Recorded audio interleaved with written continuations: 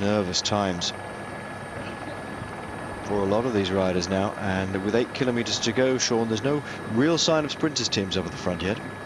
No, there's no team really taking it up. As you can see, Movistar are just, riding at a good pace, but they're not giving it, full gas at the moment. And the other teams are just playing the waiting game, and it's been surprising. Yesterday, also the situation, the teams were just holding back as long as possible. And the interesting one out to see, will a team come in the last 4 or 5 kilometres who will really take it up, like a Quick Step, for example?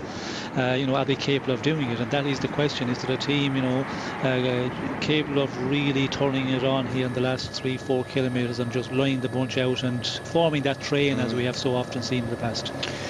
They're certainly not anywhere near to the front at the moment. Quick Step are probably in the best position to get there quickly. They mobilise their forces very quickly indeed. Digent's doing a good job, staying up the front, out of trouble, just behind Javier Tondo here.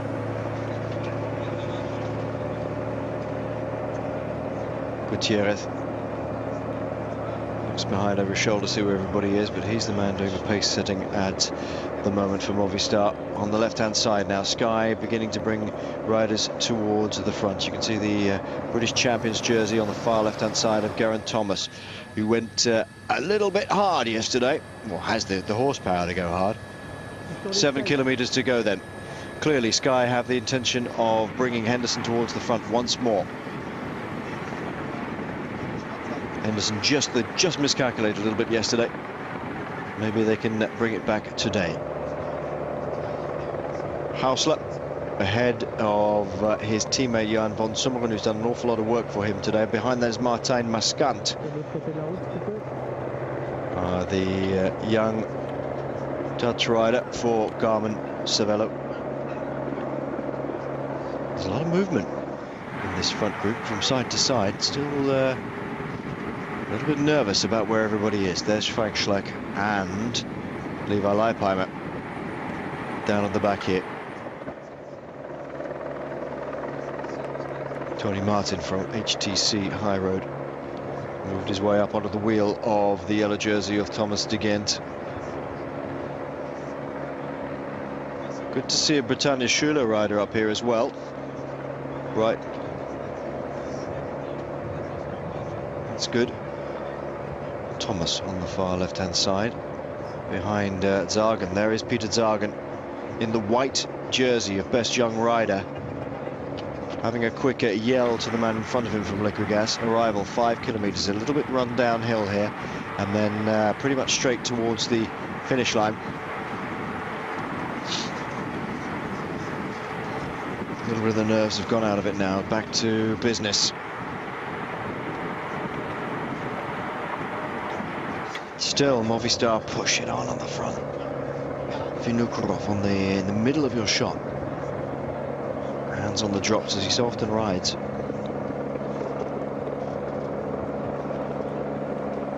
And the big man bringing riders up for Katusha, as you can see on the left-hand side of your shot, looks to me to be Leif Hoster. Galimzianov, sorry, I'll say that again, shall I? Galimzianov, the Russian, 24 years of age today, would love to take a sprint victory. He's been pretty good so far this season. 4K to go. Still nobody taking it up, Sean, really? No, nobody really taking it up and giving it anywhere. Where they could split this bunch, I think, but it's all the waiting game. We see Katusha gathering together there at the moment. So Katusha bringing riders up to the front. We saw Leif Hoster forcing his way through at the very last. Peter Zagen looking in a good position in the white jersey of Best Young Rider for Liquigas on the right-hand side of your screen at the moment. Sky, having brought men up to the front, seem to have disappeared a little bit now. Dropped off, they're still fighting, I think. Matt Goss is behind Henderson now. You can see Henderson's got himself into a position. and Goss, the Australian for HTC High Road, now moving up towards the front. HTC High Road see the little gap and move Goss up towards the front.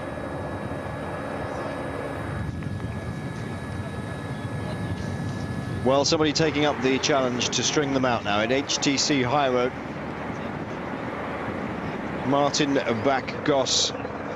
There's Laos back on the front. Really now turning up the pace. And the other man, I think, is Rasmussen. Oh, look at this. A puncture for Luis Leon Sanchez. Rear puncture. Well, he's in the last 3 kilometres. So that's not going to be too much of a problem. Even so, he's been clever there, Sean. I would think he'd probably had that puncture a little bit before then, and he's continued to ride. Gets himself within the last 3 kilometres and therefore won't lose the time. Looking back over the shoulder, and it's HTC High Road pushing this one as hard as they can now. Still not shredded it. And they lie there, very comfortable in the front. Yeah. With nobody behind him. Where's Heinrich Hausler? It's just a question as HTC High Road take over once again towards the front. Peter Zagen is on the wheel of Matthew Goss. Goss in 3rd spot in this line out, trying to the moment as Tony Martin hits the front and tries to string it out. Goss just takes his last little bit. Oh, De Gent has gone for a bit of a flyer. With the 1.5 kilometres there. Good on you, lad, go on. And there's a half a dozen people behind going, what the hell is he doing? HTC High Road having to shut that gap down again. De Gent is on a real high for this one now. He's going to, and looking good as well. He's going to slot back in as Rasmussen just drills it at the front. Under the 1 kilometre to go banner. Goss is in a good position, as is Peter Zagen behind. Zagen is on the wheel, or was on the wheel, he still is, of Matt Goss. Matt Goss wants this one, but Zagen does as well. Geraint Thomas is bringing Henderson up towards the front. The British champion in a good position at the moment. Now the last man is Tony Martin, I think, for HTC. Looks over his shoulder to see where Goss is. Zagen still looking good. Thomas now puts down the horsepower. Here comes Henderson on the right-hand side. He's going past Goss. Oh, Geraint Thomas, what a fantastic bit of work by Thomas. It's got Henderson in the right position at the moment. Zagen goes around the outside. Zagen is a bit forced out at the moment. Henderson goes for the sprint. Henderson on the right-hand side looks to be having it at the moment. And through the middle comes Matthew Goss. Henderson has this one in the bag, I think. Henderson takes the win. Oh, almost a crash at the end. Greg Henderson for Team Sky takes that ahead of Matthew Goss. That was a real flat-out sprint. Galimzyanov comes through as well. Terrific finish. And didn't Geraint Thomas use his horsepower to great effect then? He brought Greg Henderson up to the line. Heinrich Haus on the far right-hand side, and a real lock-up behind from the man from Vacances-Soleil. Almost ran into the back of Heinrich Hausler. Henderson gets it ahead of Goss. And Zagen. Zagen in 3rd? Is that a confirmed? No. I guess.